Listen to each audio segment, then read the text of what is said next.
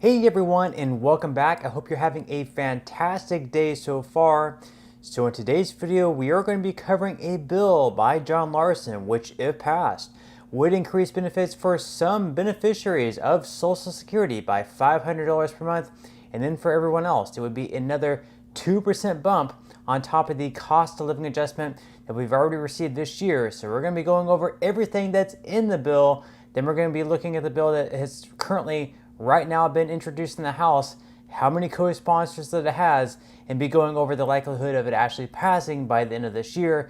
But before we go ahead and dive into the main content of today's video, if you wouldn't mind helping me out real quickly by just giving this video a like, that just helps out with the good old YouTube algorithm, and also consider subscribing to my channel if you have not already. Plus, if you would like to receive up to $9,000 in free stocks or $9,000 in free cash, in a pinned comment below, I will be leaving a link to Webull. All you have to do is once you click on that link is just sign up for a free account and then deposit at least 1 penny. At that point, Webull will be sending you at least 3 free stocks worth, once again, all the way up to $9,000. If you'd rather just have the cash, all you have to do is once you receive those free stocks is just sell them for what they're worth and then transfer the cash value right back to your bank account. Okay, so diving right into the bill that we are going to be discussing today. Once again, it is by John Larson. He happens to be a Democrat in the House of Representatives. And this bill is called the Social Security 2100 Act. So we're going to be pulling up this bill right from his website here. So he says that for 87 years, the federal government has kept the promise to all Americans if they contribute to Social Security with each and every paycheck, they would be able to retire with dignity. President Biden has called this promise a, quote, sacred trust. It is Congress's responsibility to keep that promise and to safeguard Social Security for all Americans. Congress must also ensure the benefits keep up with Americans' expenses today, tomorrow, and forever. That's why, as ranking member of the House Ways and Means Social Security Subcommittee, Representative Larson authored the Social Security 2100 Act. So right now we're going to be going over everything that is in the bill. Basically, it's going to increase and expand 12 different essential benefits.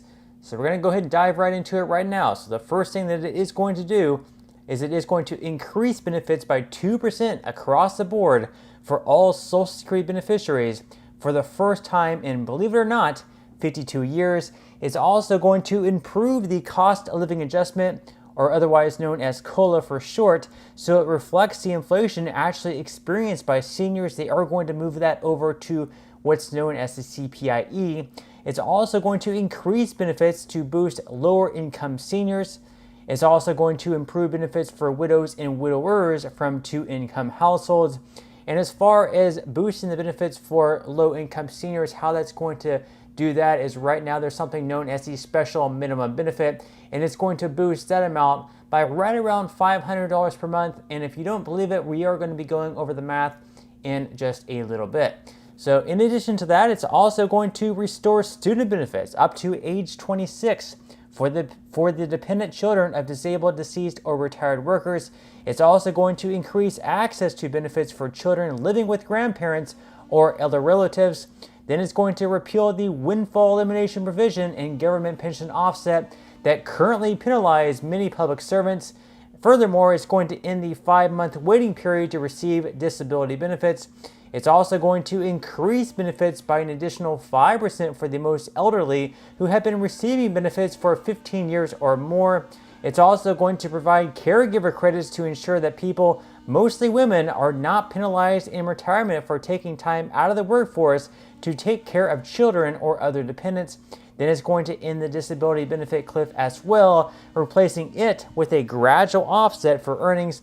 And then finally, it's also going to cut taxes for middle income beneficiaries. We do have a few more here. They are going to be correcting an unintended flaw in how Social Security benefits are wage indexed to prevent benefits from dropping a notch if the wage index decreases. It's also going to ensure that these benefits do not result in reduced SSI payments or a loss of eligibility for Medicaid or CHIP.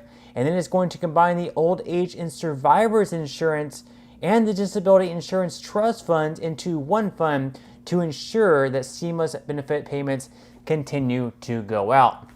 Now you might be wondering, how exactly are they going to pay for all these things? Because we've been seeing in the news, like by the Social Security Trustees report and numerous organizations who research these things, that if nothing is done about the program by 2033, they will have to cut benefits by anywhere between 20 to 25%.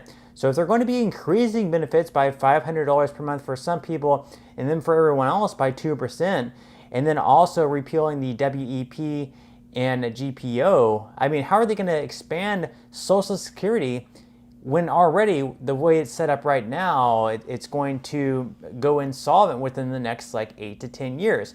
Well, the way they're going to pay this, just right from their website once again, is they say they're going to ensure that millionaires and billionaires pay their fair share by applying FICA to earnings above $400,000 per year, with those extra earnings counted towards benefits at a reduced rate. And then they're also going to be closing the loophole of avoiding FICA taxes and receiving a lower rate on investment income by adding an additional 12.4% net investment income tax only for taxpayers over $400,000 per year. And then, like I mentioned just a moment ago, this year in 2024, if this bill were to pass, there's going to be some folks who actually receive an increase by as much as $500 per month.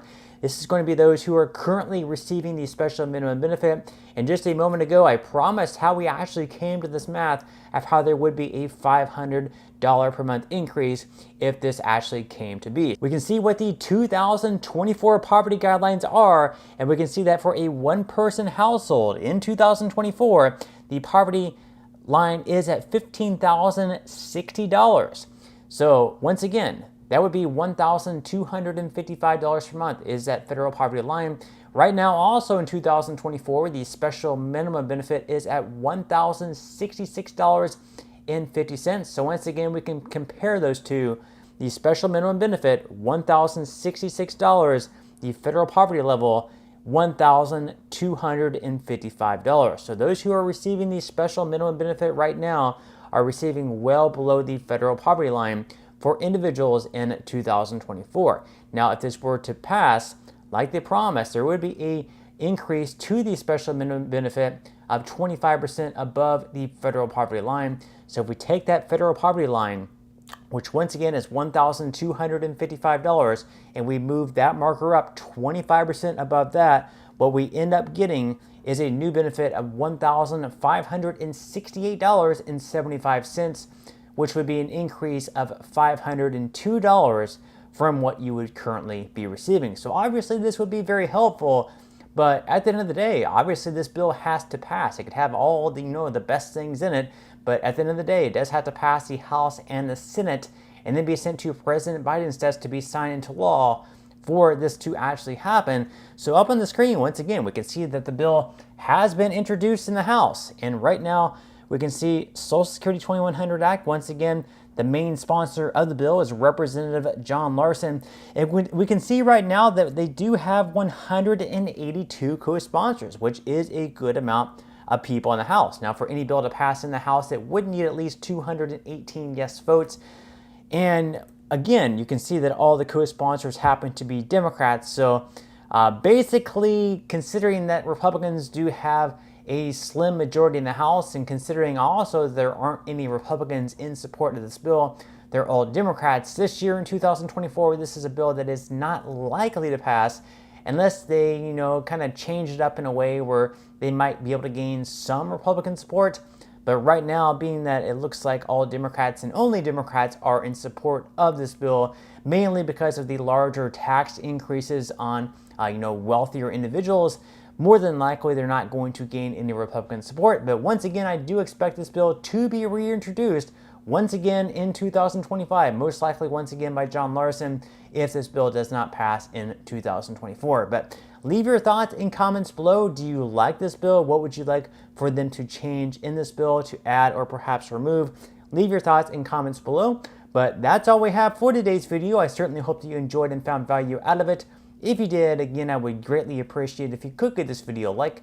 Consider subscribing to my channel if you have not already, and I will see you in the next video.